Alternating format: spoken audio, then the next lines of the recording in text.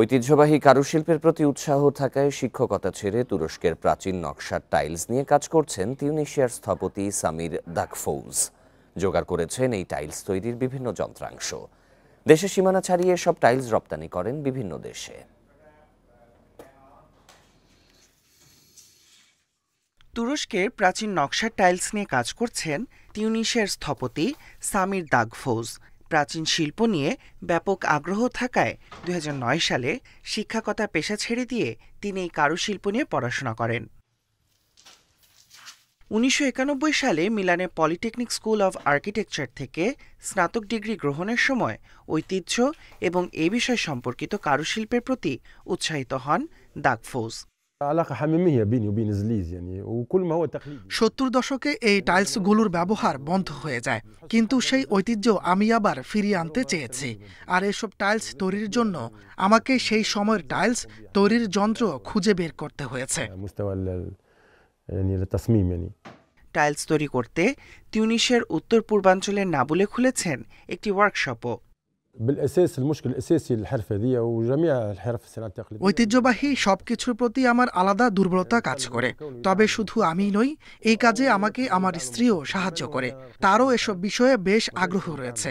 এছাড়া আমার নিজের আয় থাকায় ওয়ার্কশপ খুলতে খুব বেশি সমস্যা হয়নি। তবে শুরুর দিকে তিউনিসিয়ায় ঐতিহ্যবাহী এই টাইলস তৈরি করার জন্য কোনো দক্ষ জনবল পাননি দাকফৌজ।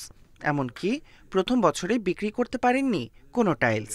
তবে এখন দেশের সীমানা ছাড়িয়ে ইউরোপ এবং উত্তর আফ্রিকার বিভিন্ন দেশে এসব টাইলস রপ্তানি করা হয়। Tahmid Abrar, independent news. এবার জানাবো আন্তর্জাতিক খেলাধুলার খবর। 707 রানের ম্যাচ উপহার দিল চ্যাম্পিয়ন্স ট্রফি। এত রানের ম্যাচ এই টুর্নামেন্টে এর আগে কখনো হয়নি। ইংল্যান্ডের রেকর্ড 352 রান তাড়া করে 5 উইকেটে জয় পেয়েছে অস্ট্রেলিয়া। 2 ওভার 3 বল বাকি থাকতেই লক্ষ্যে পৌঁছে যায় অজিরা। অপরাজিত 120 রানের অনবদ্য ইনিংসে ম্যাচ সেরা জশ ইংলিশ। এমন জয়ের জন্যই তো অস্ট্রেলিয়াকে বলা হয় the mighty Australia. Cummins, Starc, Hazlewood শীর্ষ পেসারদের কেউ নেই। ব্যাটিংয়ে নেই ওয়ার্নার মার্শ। 352 রানের বিশাল লক্ষ্য তাড়া করতে নেমে দ্রুত হারিয়েছে হেড ও স্মিথকে। তারপরও পর্বতসম লক্ষ্য তাড়া করে জয় মাটিতে নামিয়ে এনেছে অস্ট্রেলিয়া। স্টিভ পন্টিংয়ের অস্ট্রেলিয়ার সঙ্গে তুলনা চলে না, তবু এ দলেও যে কেউ প্রয়োজনে দাঁড়িয়ে যেতে পারে। এদিন যেমন দাঁড়ালেন জশ ইংলিশ ও অ্যালেক্স ক্যারি। 136 রানে 4 উইকেট পতনের পর কে ভেবেছিল এই ম্যাচ 2 ওভার বাকি রেখে জিতে যাবে অজিরা। কিন্তু ইংলিশ ও ক্যারির 146 রানের জুটিতে জয় সম্ভব হলো। ক্যারি আউট হন 69 করে, কিন্তু ততক্ষণে ম্যাচ অস্ট্রেলিয়ার হাতের মুঠোয়। সেঞ্চুরিয়ান ইংলিশকে বাকি পথ সঙ্গ দেন গ্লেন ম্যাক্সওয়েল। 120 রান করে দলকে জিতিয়ে মাঠ ছাড়েন ইংলিশ। ম্যাচ সেরাও এই উইকেট কিপার ব্যাটার। স্কোরবোর্ডের দিকে খুব বেশি তাকাইনি। সহজাত ব্যাটিংয়ে রানের চাকা সচল রাখার চেষ্টা করেছি। শেষ দিকে ম্যাক্সির ঝড়ো ব্যাটিং কাজে এসেছে। এর আগে টস হেরে ব্যাটিংয়ে নেমে শুরুতেই ওপেনার ফিল সল্টের উইকেট হারায় ইংল্যান্ড। জেমি স্মিথও টেকেননি বেশিক্ষণ। এরপর জো রুট ও বেন ডাকেটের 158 রানের জুটি।